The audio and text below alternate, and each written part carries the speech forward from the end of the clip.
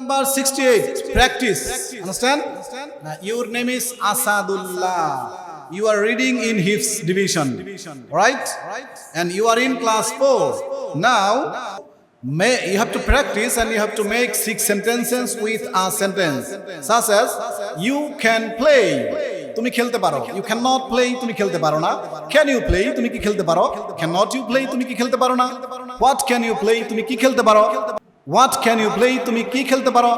Why cannot you play, তুমি কেন খেলতে পারো না? তুমি কেন খেলতে পারো না? Now start making 6 sentences with a sentence. You can go. You can go, তুমি যেতে পারো। You cannot go, তুমি যেতে পারো না। Can you go, তুমি কি যেতে পারো?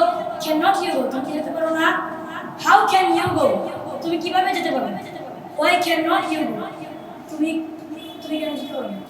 Excellent. Good job. Sit down, please.